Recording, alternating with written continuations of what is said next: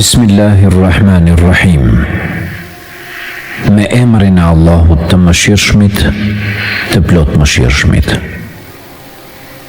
Cilin e ngrit Allahu, nuk ka kush e plas. Të dashurit e mi, unë e quhem Bilal, jam i biri Rabbahut. Unë kam lindur në Mekë, por prindërit e mi kanë prejardhjen nga Etiopia. Atje diku larg lindi babai dhe nana ime. Ato janë marrë ropë dhe janë shitur në tregjet ndryshme të botës, derisa kanë përfunduar në Mekë, te shtëpia e Umejes, të birit të Khalefit. Mekasit besonin në disa figura nga dguri dhe druri. Atyre ju faleshin, ju nënshtroheshin, bile dhe thernin kurban.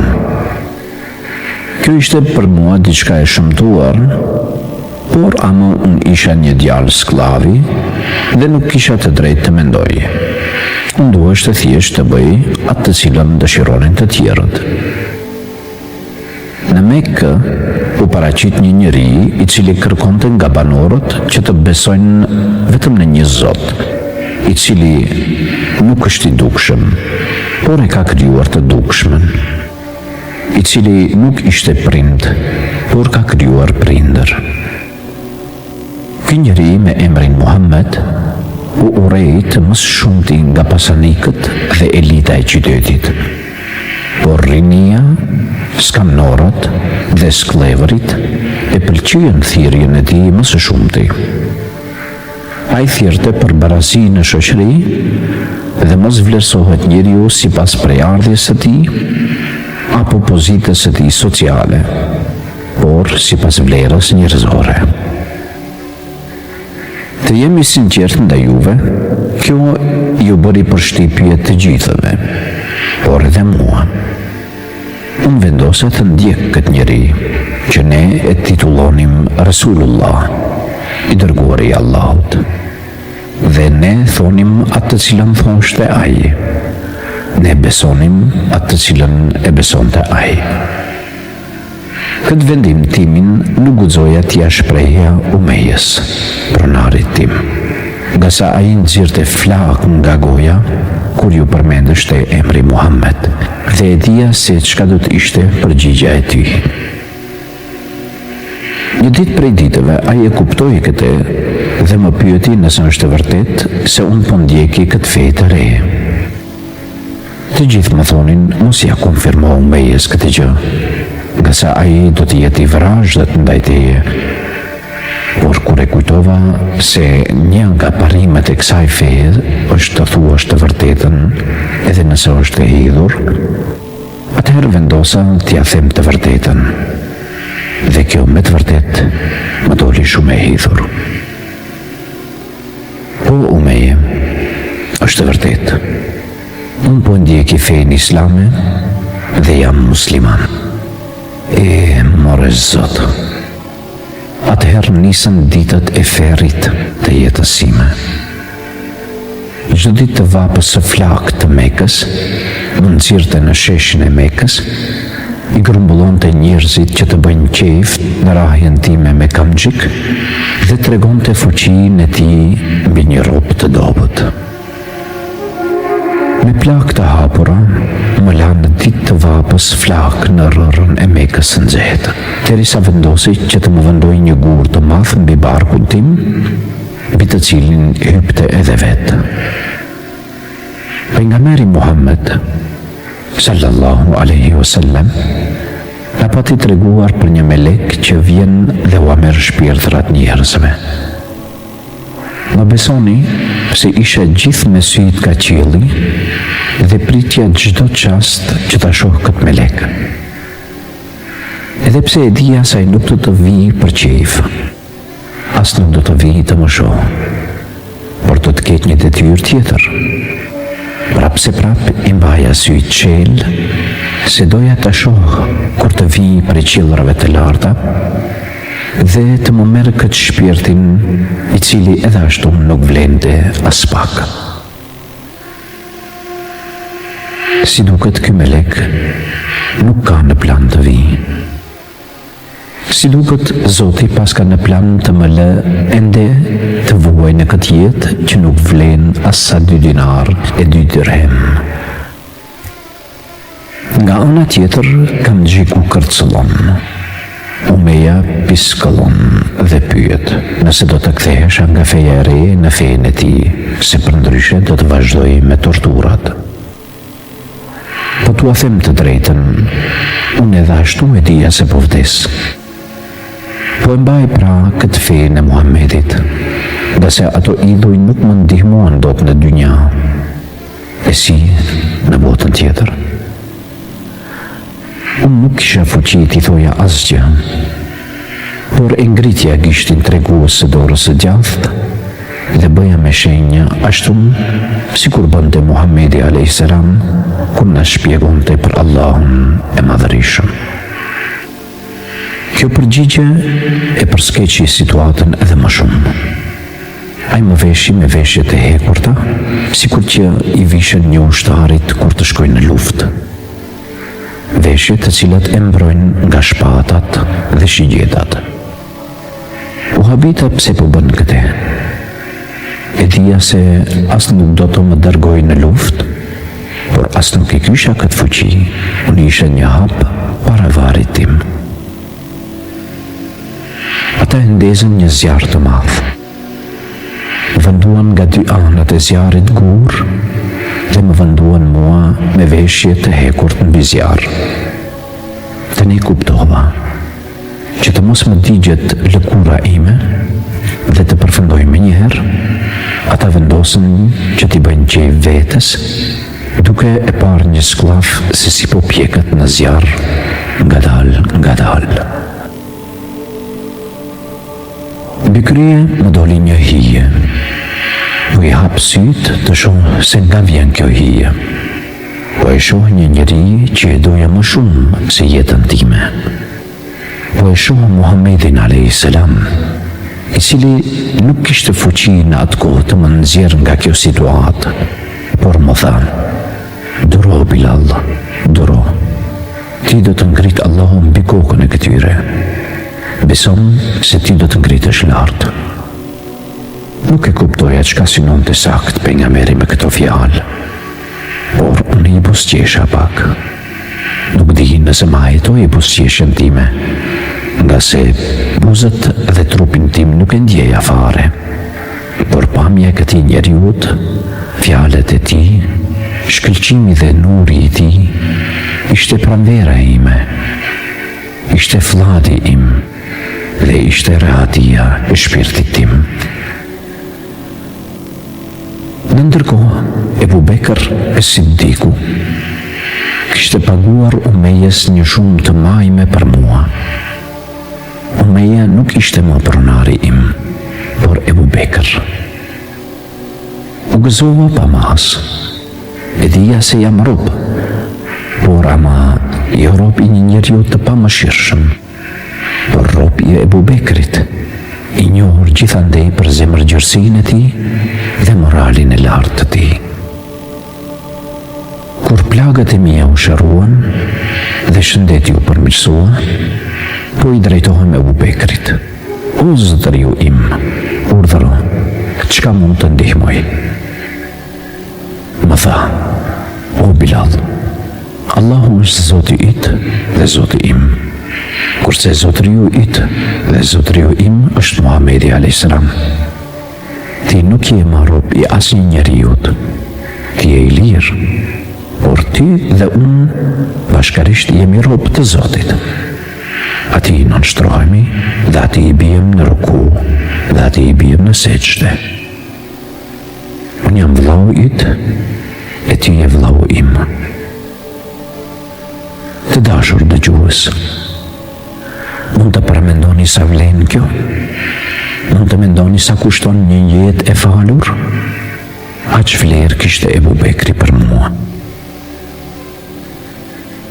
Edhe pse ngjyra e trupit tim ishte e zezë, dhe nona e babau im kishin prej ardhje nga Etiopia dhe ishin sklever, asnjëherë nuk më rikujtoj askush nga radhat e muslimanëve në këto cilësi të mia.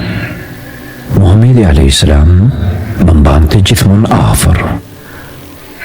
Kaluan vite dhe vite, e unë u bëra një person i rëndësishëm në shoqërinë muslimane në Mekë.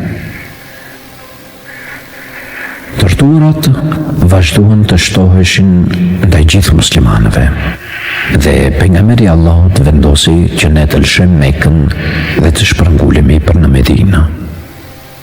Atje ndërtuam xhaminë e madhe dhe dikush duheshte të thirrë ezanin, pra thirrjen për namaz. Të gjithë mendonin kush do ta bëjë këtë. Të gjithë thonin kujt do t'ja jap Allahu këtë nder. Të gjithë shikonim ka Ebu Bekri, apo ka Omeri, apo Talha e Zubejri. Por jo, Muhamedi a.s. më bën me shenjë mua, më thot, Bilal, hip mbi xhami dhe lëshoje zërin. Thirr njerëzit për namaz. Thuaju se Zoti është më i madhi dhe Muhamedi është i dërguari i Zotit. Vazhdo Bilal, dhe thuaju njerëzve ejani në namaz dhe ejani në shpëtimin tuaj, nga se Zoti është më i madhi dhe s'ka tjetër pos tij. Unë ja Rasulallah? Po Bilal, ti, ma përsëriti edhe njëherë, i dashur i Zotit. O Zot, çfarë nderi për mua? Aty ishin me dhjetra dhe me qindra shok më të afërt të pejgamberit, por ai më zgjodhi mua. Hypa mbi xhaminë e posandërtuar, po i shikoj njerëzit që ishin poshtë meje. Më vinte që po qëndroj mbi kryet e tyre. Po i shikoj Muhammedin a.s. i cili kishte të mbushur syt me lot gazi dhe syt e tij hasën në shikimin tim. Për njëherë më kujtuan fjalët e tij se Allahu ty do të ngrit mbi kryet e njerëzve, o Bilal. Ja po e shoh premtimin këtu. Po i tham vetes, o Allah, ti dhe i dërguari yt nuk e theni premtimin e dhanë. O Zot, çfarë kënaqësie! O Zot, çfarë nderi! E thira ezanin dhe u lëshova poshtë tek njerëzit. Të gjithë duke ma uruar, të gjithë duke më përqafuar. Po i them vetes, ja Rasulallah, sërish u bëre pranverë e shpirtit tim. Detyra si muezin i Muhamedit a.s. më mbeti edhe deri sot, pra edhe pas vdekjes sime. Këtë ndoshta e konfirmoni edhe ju të dashur musliman që tani më dëgjoni, se në qoftë se dikush ju pyet, kush ka qenë muezini i Muhamedit a.s. Ju e dini apo jo? Pas 8 viteve, Muhamedi a.s. në lajmëroi se do të shkojmë në Mekë. Do të përhapim islamin atje, por me butësi dhe pa derdhje të gjakut. Se aty është Qabeja, aty është Mekami Ibrahim, dhe se në atë vend ku buron ujë Zemzemit nuk derdhet gjaku. Unë isha nga të parët që u rreshtova në safin e atyre që udhtonin për në Mekë. Vazhduam me ditë me radhë ecje për në Mekë. Diku 10.000 njerëz nga Medineja hyrën sërish në Mekë. Askush nuk na u kundërvum, askush nuk luftoi. Mua ashtum edhe sikur preferoi i dashuri i Allahut sallallahu alaihi wasallam. Shkuam te Qabeja e ndritshme, si cili dëshironte të ulet afër Qabes dhe t'i kujtoj vitet e kaluara, po pse jo, edhe torturat e ushtruara mbi ne në këtë vend të shenjtë. Muhamedi a.s. urdhëroi të hypet mbi Qabe dhe të thirret ezani Muhammedije. Përderisa unë isha duke u çmall me Qaben, Njerëzit po më thuan: "O Bilal, Muhamedi a.s. po të thirrë." Së shpejti ju afrova dhe i them: "Urdhroja Rasulallah, në vend të babaut dhe të nanës të kam, urdhroja Rasulallah, kurban të bëhem." Bilal hyp mbi Kabe, ashtu si kur hyp mbi xhamin time në Medinë, dhe thirr njerëzit për namaz. Thuaje atë që ja vite me radhë je duke thënë: "Thirrje ezanin." Unë po hyp lartë mbi Kabe, edhe shumë më lartë si të xhamia e pejgamberit në Medinë. Po i shoh me kasit nga lartë. Ata më njohin shumë mirë, që para ca viteve isha vetëm një sklav i dobët. Tani më jo, tani më muezini i të dashurit të Zotit. Edhe njëherë më ngriti Allahu dhe pejgamberi i tij shumë lartë. Kësaj radhe shumë më lartë se sa vetëm mbi kryet e njerëzve. Kësaj radhe mbi krye edhe të atyre të cilët më maltretuan. Kësaj radhe edhe mbi Kabe. Më vinte veteja se po fluturoja për në qiell. Po subhanallah, nuk më kujtohet më fare asnjë nënçmim dhe asnjë goditje kam gjikut që këta njerëz më bën mua. Kjo është hera e dytë që po shikoja qiellin aq afër. Hera e parë kur e pritja me lekun të më merr shpirtin. Ju kujtohet? Atëherë thoja, më mjafton kjo jetë me kaq. Mjaft idhëti dhe mjaft dhimbje. Por Zoti nuk më mori shpirtin. Ai mendoi ndryshe. Elhamdulillah. Sot është hera e dytë kur them sërish më mjafton nga kjo jetë, më mjafton kjo ëmbëlsirë dhe më mjafton kjo kënaqësi. Elhamdulillah. Por sërish Zoti nuk mendoi si unë. Ai vazhdoi të më lë në jetë. Ne u kthyem në Medinë. Jeta e lumtur po vazhdon, përderisa filluan të shtrëngojnë dhimbjet Muhammedin alayhis salatu wassalam. Përderisa si duket Medineja do ta humbë shkëlqimin e saj. E Muhammedit alayhis salam po i afrohet vdekja. Po na le të vetëm, mu atëherë kur mendova se s'ka jetë më të mirë. Allah, por nuk guxoja të mendoj ndryshe, nga se vërtetova disa herë në jetë se atë që e cakton Allahu është më e mirë për mua. Andaj, beta në qetësi. Të dashur vëllezër dhe të nderuara motra, dëshironi të dini sa ishte dhimbja ime me rastin e vdekjes së të dërguarit të Allahut? Dëshironi të dini pse unë ika përgjithmonë nga Medineja dhe nuk banova më aty? Dëshironi të dini pse nuk thira më ezan kur në jetën time? Bismillahirrahmanirrahim. Cilin e ngrit Allahu, nuk ka kush që e mposhtë. Xhamia e pejgamberit mbetet pa imamin e saj dhe pa muezinin e saj. Assalamu alaikum, miq të nderuar. Unë jam Bilali, i biri Rabahut. Po e vazhdoj aty ku mbeta javën e kaluar. Ati që u kthyem në Medinë, përderisa në Mekke tani më po thirret ezani, po këndohet gjithandej Kur'ani, kryhen tavafet. Bile uji Zemzemit nuk vlen tani më vetëm për pije, por edhe për të marrë abdes. Elhamdulillah.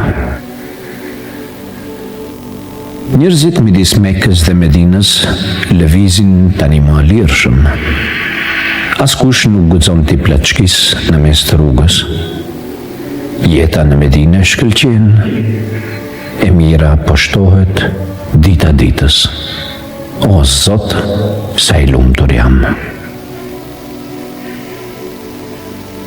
Muhamedi alayhis salam na grumbulloi në xhaminë e tij dhe kërkoi që njerëzit t'ja japin halalin. Të gjithë u habitëm pse po shprehet një pejgamber kështu kaq herët. Ai ende ishte në moshën e re, edhe disa javë po I mbush të 63-at. Sikur që më e dini, në ditën që ai mbushi 63 vite, kaloi nga kjo dunja. Ai ja dorëzoi shpirtin Zotit të tij dhe neve na braktisi. Medinës, që filloi gjithandej t'i vije era misk, po I humb shkëlqimi. Medineja na mbetet e zymt.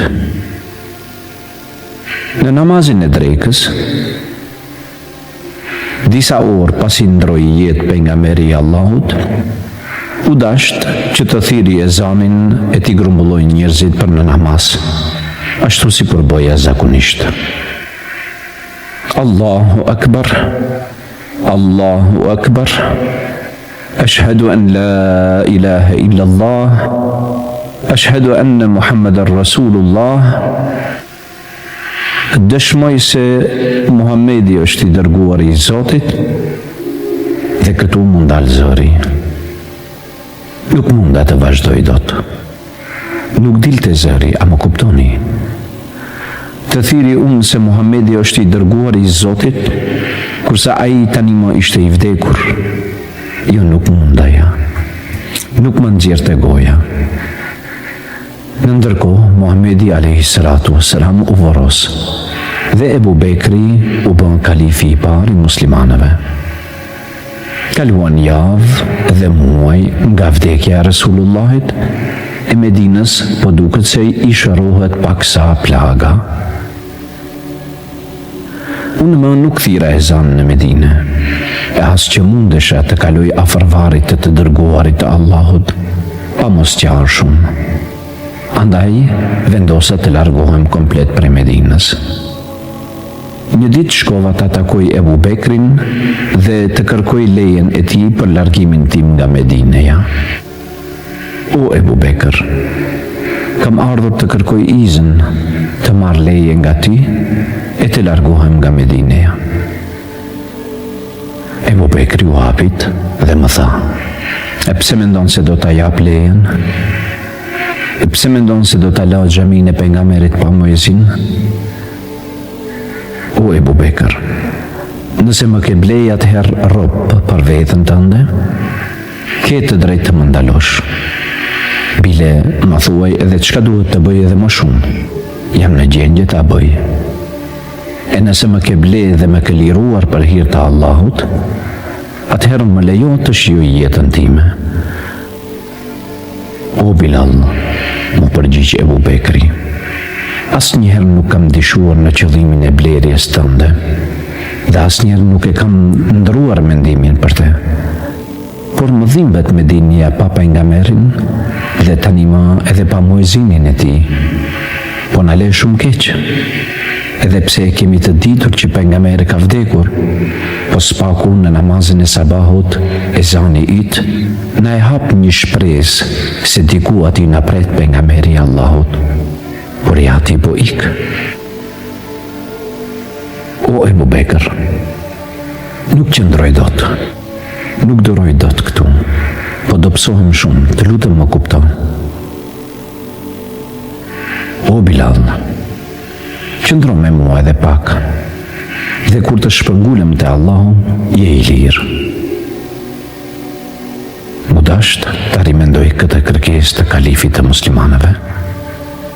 Gjatë u mendova dhe përfundova se Ebu Bekri nuk ishte për mua thjesht një banor I Medinës. Ai peshonte të unë sa një kodër. Andaj vendosa që të qëndroj në Medinë, së paku derisa ai të jetë gjallë, nga se edhe ashtu tani më ishte 60 vjeçar. Qëndrova me të edhe 2 vite të plota, por nuk pranova të thirrje ezanin më. Kaluan vitet dhe ja Ebu Bekri u sëmua dhe ra në shtratin e vdekjes. Allahu I mori afër vetes më të mirët nga radhat tona. Atëherë shkova te Omeri, i cili u bën kalif i dytë në Islam, dhe kërkova lejen prej tij për largimin tim nga Medineja. Edhe ai hezitoi, por këtij ja bëna me dije se po largohem, dhe u nisa për në Damask. Atje qëndrova në një periferi të qytetit dhe fillova një jetë tjetër, po ashtu interesante. Kur nuk kam menduar se do të gjej shije tjetër në jetë. Filluan njerëzit që sapo kishin hyrë në Islam të më pyesnin për çështje të fesë dhe ju përgjigjesha. Nga se emri im gjithandej ishte i njohur, kërkesa për të takuar me mua ishte e madhe dhe të gjithë donin të e takonin apo të mësonin për një muezinit të profetit sallallahu alaihi wasallam. Erdhi muaji Ramazanit. Ky ishte Ramazani i ditë që tani më nuk e bëja në Medine, por në Shami Sherif, siç quheshte kjo nahi në atë kohë. Diku ka mesi Ramazanit u bë me dije se Omeri i biri Hatabit, pra kalifi i muslimanëve, po vinë në Jerusalem. Kjo ishte kërkesa e përiftrive të qytetit të Jerusalemit dhe që në këtë qytet të shenjtë të mos bëhen më luftëra, por të ketë marrëveshje diplomatike dhe kushti kryesor për këtë marrëveshje ishte që qelsat e këtij qyteti t'i dorëzohen drejt për drejt i kalifit të muslimanëve, i cili po ashtu do t'ju siguronte të drejtë për jetesë edhe feve të tjera. Gjithandej u bë e ditur se Omeri po vjen në Mesxhidi Aksa. Gjithandej fliteshte për këtë rast. Gati i gjithë Damasku dëshironte të marrë pjesë në këtë akt historik. Po pse jo? Edhe të shohin këtë kalif të madh të muslimanëve. Të ju them të drejtën, edhe unë dëshiroja të shkoj. E sidomos kur dija se për 2 ditë e 2 natë do të kaloj këtë rrugë. Nuk është edhe aq gjatë në krahasim me Medinën, që për atje më duhen 15 deri në 20 ditë ecje me deve. E sidomos kur e dija se do t'i shoh të dashurit e mi, që jemi rritur bashkë, e që tani më u bën 2 vite të plota që nuk i kisha parë. Ati do e shoh Omerin, Ebu Sufjanin, Ebu Ubejdin, Khalid ibn Walidin dhe shumë të tjerë. Unë u nisa. Me mua u nisën edhe shumë banor të tjerë të Sirisë që të marrin pjesë në këtë akt të madh historik. Ju e dini mirë se në këtë qytet më herët kanë hyrë ushtri të shumta dhe është derdhur gjak pa kufi. Sot, jo, elhamdulillah. Omeri pranon qelsat e qytetit dhe hyn në këtë qytet të njohur botërisht. Hyn në qytetin e Isras dhe Mirajit. Ai nisët drejt për drejtit e Mesxhidi Aksa dhe dëshiron të fal namaz, por së pari duheshte të jap thirrjen për namaz, pra duheshte të thirret ezani. Ku është Bilali? Pyetën kalifi i muslimanëve. Ja ku jam, o khalifja muslimanëve, urdhro. O Bilal, po si thua të na thirrish ezanin në vendin e Isras dhe Mirajit? Unë nuk e thirr ezanin pas vdekjes së Resulullahit, o khalifja muslimanëve, këtë ti e din. Ai sikur nuk deshti të dëgjojë çka i përgjigjëm unë, po vazhdon të flasë dhe më tutje. A Bilal, si thua, të hypish mbi shkëmbin dhe ta gëzosh Resulullahin dhe të na gëzosh të gjithë neve me këtë çlirim të madh. Si urdhron o khalifja muslimanëve, do ta bëj. Besoni se ishin bërë plot 4 vite nga kur unë nuk kam thirr ezan në publik. Po kjo ishte një ndodhim me të vërtet që do ta gëzonte Resulullahin sallallahu alaihi wasallam. Andaj edhe hypa mbi shkëmb. Kjo u bë xhamia e tretë e pejgamberit që e ka lëvduar në hadithin e tij, Kaabën, xhamin e tij në Medinë dhe Mesxhidi Aksan. Kjo u bë edhe xhamia e tretë në të cilën unë thira ezan Muhammedije. Ky ezan na rikujtoi të gjithëve në Muhammedin a.s., në Ebu Bekrin dhe në shumë të tjerë që tani më kishin kaluar te Allahu dhe na pritnin neve atje një nga një. Ky ezan mbushi të gjithë në lot, e më së shumti Hazreti Omerin radiallahu anhu. Më pas, unë u ktheva në Damask dhe vazhdova jetën time si më parë. Kjo vizitë në Mesxhidi Aksa më shtoi mallin për Muhammedin a.s. edhe më shumë. Një natë prej netëve, Muhammedi a.s. mu paraqit në ëndër dhe më tha: "O Bilal, a nuk je mërzitur për mua fare? A nuk duash të më vizitosh në Medinë?"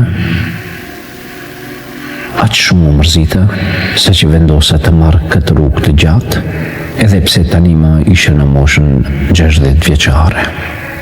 Rruga për në Medinë më lodhi shumë, por dëshira dhe vullneti e mbizotroi lodhjen time. Ja po i afrohem Medinës. Pasi që sytë e mi pan deri më tani vetëm shkretë të tirë, po duken drunjt e gjelbërta të Medinës, e mua po më rritën emocionet. Një përzierje midis gëzimit dhe pikëllimit e mbuloi trupin tim, e cila përzierje më shkaktoi disa dridhje të trupit dhe rrahje të shpeshta të zemrës. O Zot, po i shoh rrugët e Medinës, po mundohem të i njoh fëmijët në rrugë që tani më ishin rritur. Në sy më bien 2 djelmosha që i patalon si fëmijë të vegjël, e tani shkëlqejnë në lëkurat e tyre, Hasani dhe Huseni. Më njëherë më njohën, më njëherë vrapuan tek unë. O Bilal, po sa na paska marrë malli për ty, po sa na ke gëzuar Medinën, mirë se erdhe në qytetin e të dërguarit të Allahut, a do të na thirrish një ezan, a do ta gëzojsh Medinën? Më thanë të dytë. U kujtova dhe ju thash: po o nipat e Resulullahit, po do ta thirri ezanin, por së pari dua të shkoj te varri i Resulullahit dhe të bëj një dua për te. U ula afër varrit të tij, të cilën edhe unë e ndihmova kur e hapëm, dhe fare mirë më kujtohet kur e lëshuam në tokë dhe e mbuluam me dhe, e unë po qëndroj heshtur. Assalamu alejke ja Rasulallah, assalamu alejke ja Habiballah, assalamu alejke ja khajra khalqillah. Paq për ty o i dashur i Zotit, paq për ty o i dërguar i Zotit, paq për ty o krijesa më e mirë e ti. Unë u largova nga Medineja, jo që të largohem nga ti, por u largova për shkakin tënd. Nuk e duroja në këtë qytet mos prezencën tënde, ja Rasulallah.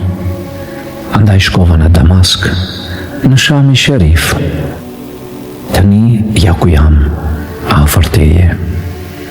Unë po hip mbi xhami të thras ezanin e të gëzoj qytetin e Medinës, po inshallah do të gëzoj edhe ty, ja Rasulallah.